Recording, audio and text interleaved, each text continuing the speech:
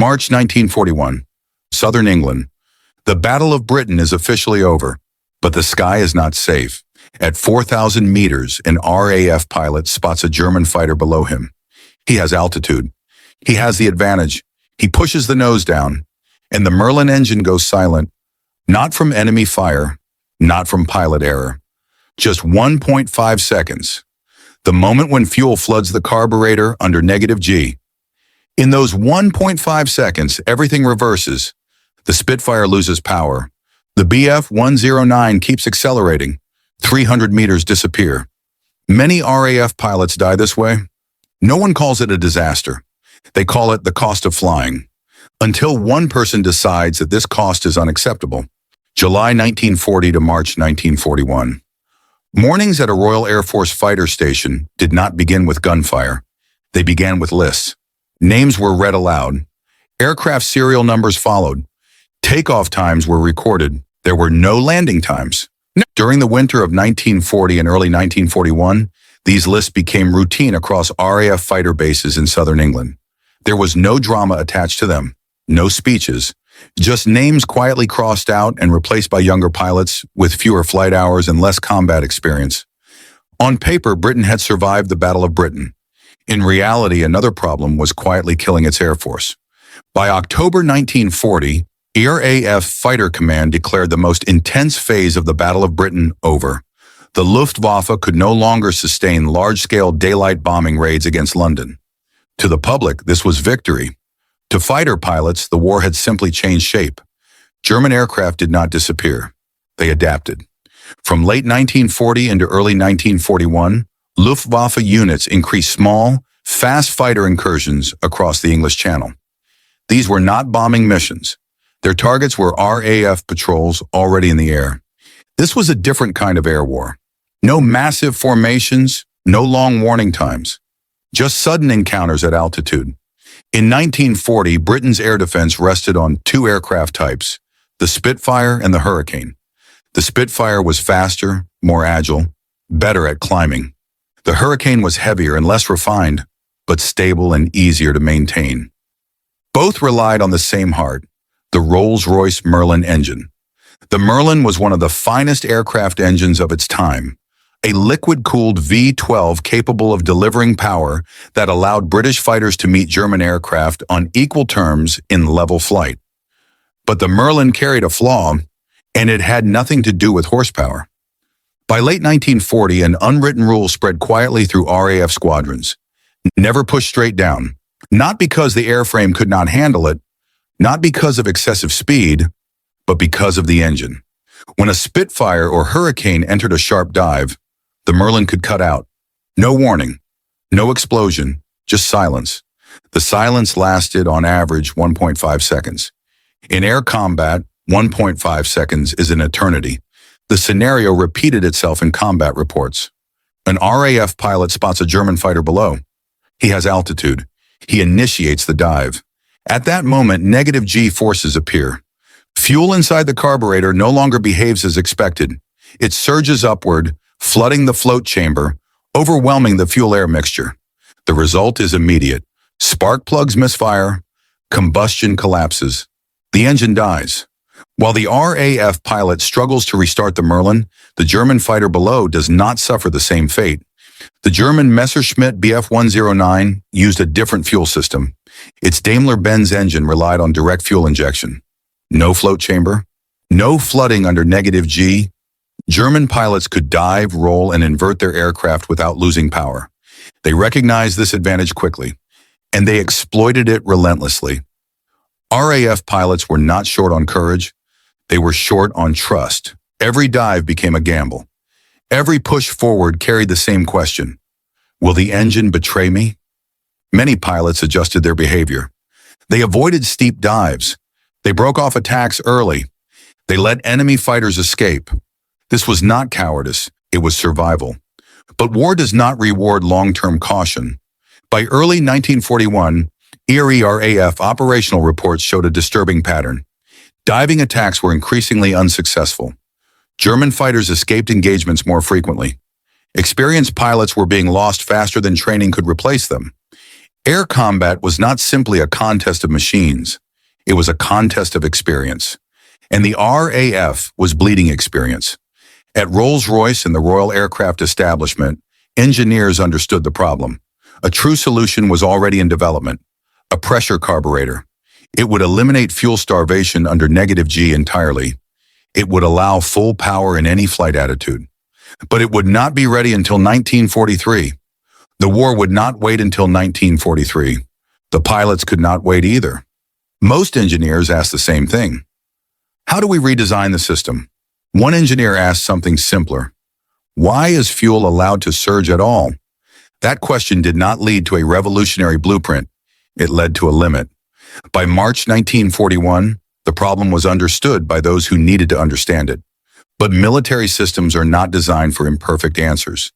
They demand tests, approvals, committees. Each step consumes time. Time pilots did not have. In that gap, a personal decision formed.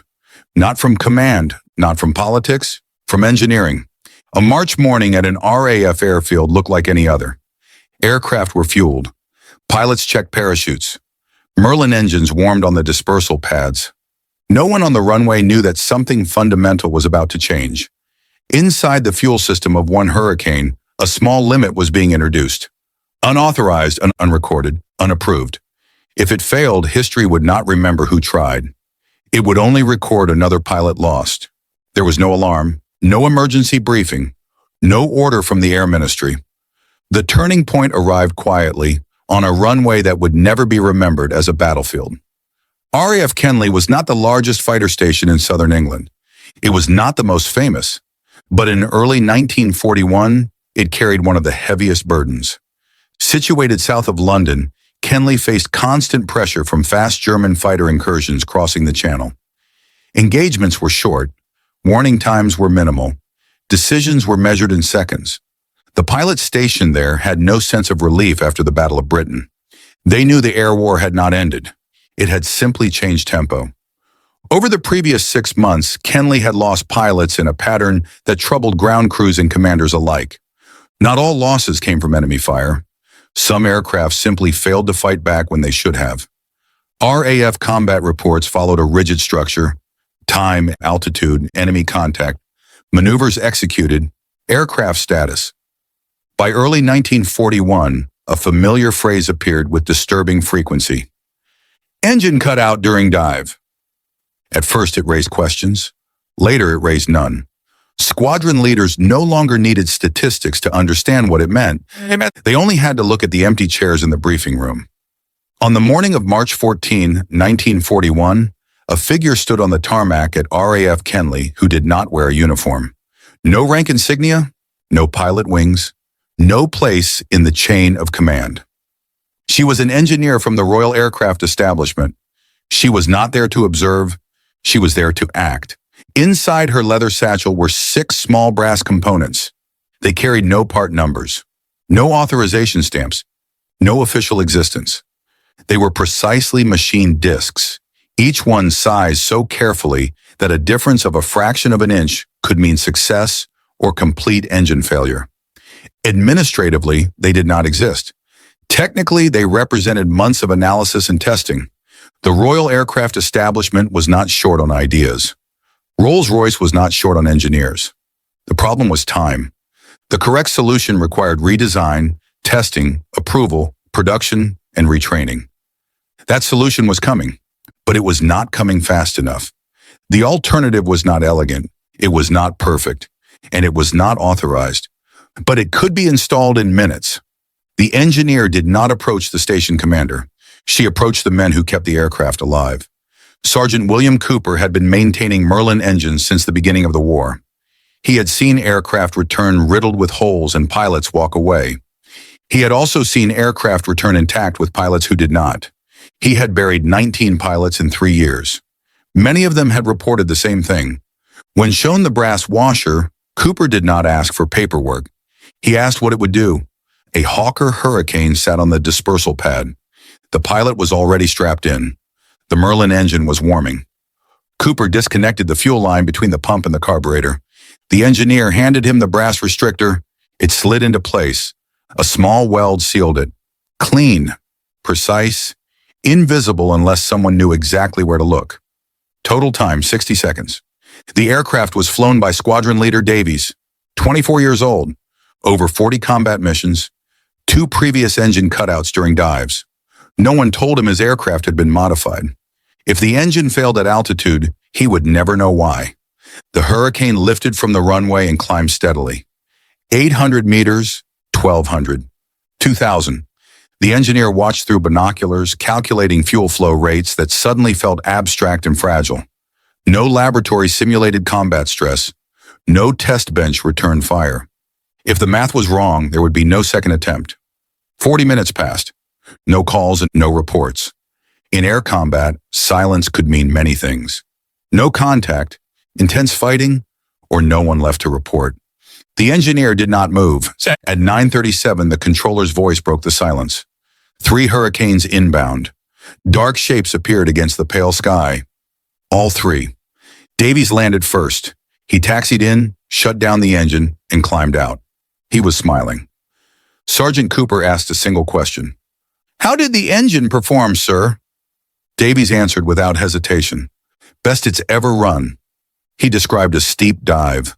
Sustained -G. No hesitation. No loss of power. It was the first time in months he had completed a diving attack without holding his breath. Davies did not ask who had authorized the modification. He gave an order. Install it on every aircraft at this station.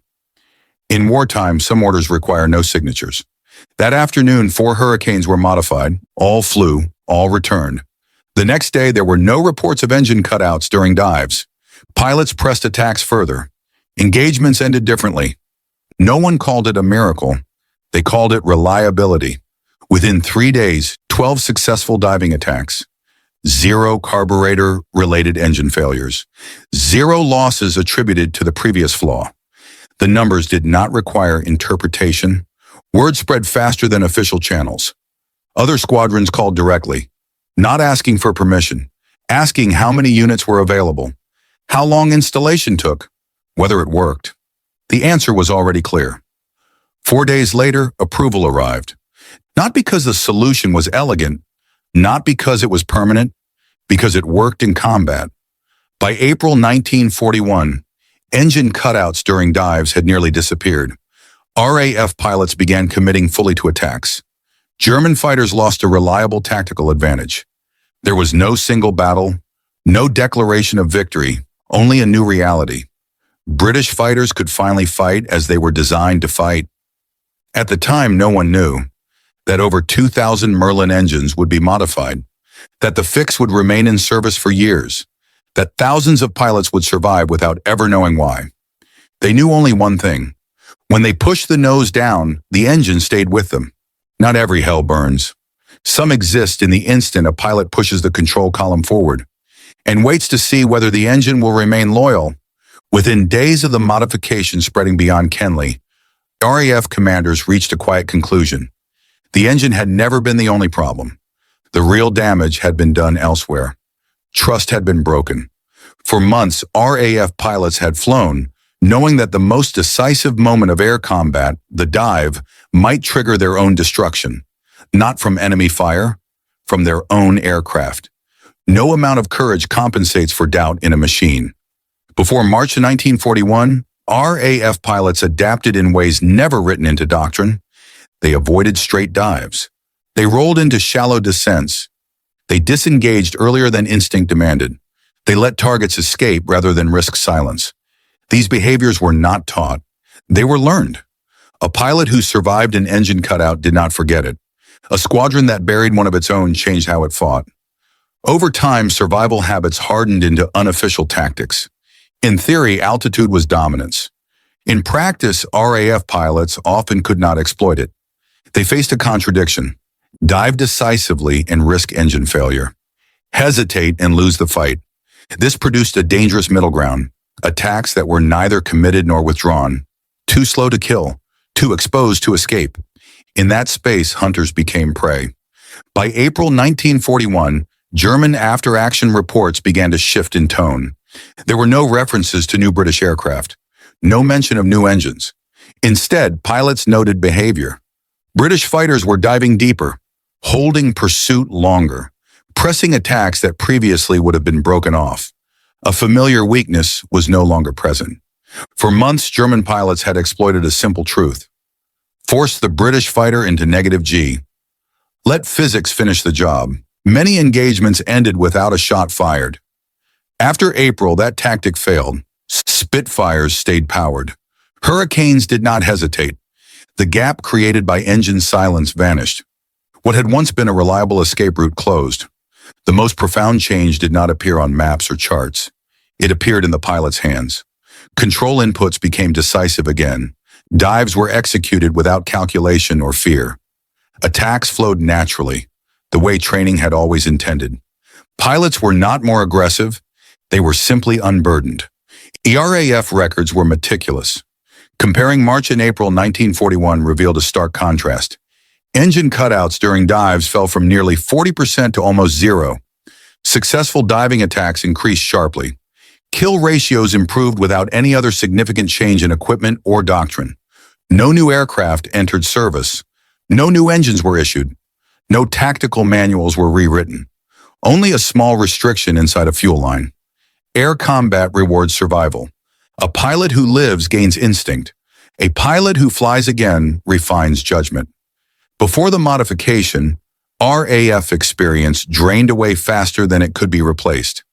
After it, that loss slowed. Not because training improved, because preventable deaths stopped.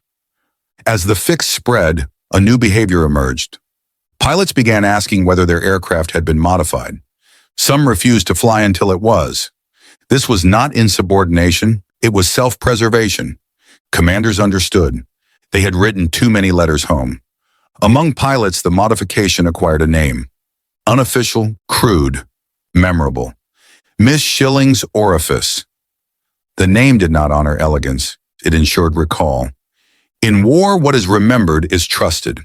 As RAF confidence returned, Luftwaffe pilots faced uncertainty. Diving attacks no longer guaranteed disengagement. British fighters stayed in the fight. Losses increased in situations once considered safe. The Germans were not facing superior machines. They were facing an opponent without a predictable failure. Air combat is psychological before it is physical. Before April 1941, German pilots assumed escape was possible. British pilots assumed failure was likely. After April, British pilots pressed. German pilots hesitated. In the air, hesitation kills faster than bullets. There were no ceremonies. Pilots noticed something simpler. They came back more often. Combat remained lethal. Pilots still died from gunfire, from mistakes, from chance. But one cause vanished. No more deaths from 1.5 seconds of silence. The worst losses in war are not inevitable ones. They are preventable ones. By removing a single known failure point, RAF had eliminated an entire category of death. Not through brilliance, through timing. At the time, over 2,000 Merlin engines had been modified. Thousands of pilots benefited without knowing why. No one predicted the long-term consequences. The war continued, but inside RAF cockpits, one layer of hell had been dismantled. There is no clear ending for the things that matter most in war. They do not explode, they are not announced, they are simply replaced. By the end of 1941, what had begun as an unauthorized modification was now routine across RAF fighter command. Ground crews no longer questioned it. Pilots no longer asked why it was there. They only asked whether it was installed. The brass restrictor was no longer an experiment. It was part of the aircraft. No manuals were rewritten. No ceremonies held. It simply stayed. As 1942 unfolded, the air war evolved again. Combat shifted to higher altitudes. Aircraft flew faster. Engines were pushed harder for longer periods. New variants of the Spitfire entered service. Escort missions stretched farther across occupied Europe. The restrictor still worked, but its limitations became clearer. It was never designed to be permanent. In early 1943, Rolls-Royce finally introduced the pressure carburetor for the Merlin engine. Technically, it was everything engineers had wanted. Fuel delivery was stable under all conditions. Negative G no longer mattered. Full power was available in any maneuver. On paper, the earlier fix was obsolete. War, however, is not fought on paper.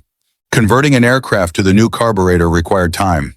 Fuel systems had to be reworked, controls recalibrated, engines removed from service for hours at a time. During those hours, the aircraft could not fly. In 1943, RAF Fighter Command could not afford grounded squadrons. So many aircraft kept flying as they were. Not because the old solution was better, because it was already there. Pilots trust what brings them home, not diagrams, not specifications, experience. For many pilots, the restrictor had already proven itself in combat. They had survived dives, pressed attacks, returned alive. That mattered more than any new system still unfamiliar. There was no day when the restrictor was formally removed. The transition happened quietly. One aircraft at a time, one maintenance cycle at a time. Some fighters carried it into 1944, a few into the final months of the war. No one objected. If it worked, it stayed. While the modification continued its silent service, the engineer who had initiated it moved on. She returned to the Royal Aircraft Establishment. There were no promotions tied to her name, no command positions offered, only new problems waiting. As British aircraft were deployed to harsher environments, new failures emerged. Engines refused to start in Arctic cold. Fuel lines froze, lubricants thickened into sludge. Each problem threatened pilots in a different way. Each required speed, not perfection. No single invention followed with the same notoriety. Instead, a method repeated. Understand the real cause. Accept the limits of time. Apply the fastest solution that prevents death. The work was quiet, often invisible, and that was the point. In 1945, the war ended. Aircraft stopped launching at dawn. Loss lists stopped growing. Inside engines that would never fly again, small modifications remained in place. No one removed them for display. No one preserved them as relics. They had done their job. After the war, history followed familiar paths. It celebrated aces. It remembered battles. It named machines. It rarely noted the disasters that never occurred. There are no headlines for accidents avoided. The importance of the 1941 decision was never the brass itself. It was timing, judgment, the willingness to accept an imperfect solution before lives were lost. War is often decided not by new power, but by the removal of a single known weakness. Many pilots became legends, but those legends exist because engines did not fail when physics said they should. Wars are won not only by those who fire weapons, but by those who prevent failure. Before 1941, 1.5 seconds of silence in a cockpit meant death. Afterward, that silence disappeared. No one noticed. No one recorded it. That absence was success. If the solution had been delayed, more pilots would have died. How many is impossible to know. What is certain is this. History often turns not on grand strategy, but on the decision to remove a small failure before it becomes irreversible. War does not wait for committees. It does not pause for ideal designs. It rewards what works now. The Spitfire did not survive because it became faster. It survived because it stopped dying for no reason. Sometimes that is the only difference between endurance and collapse.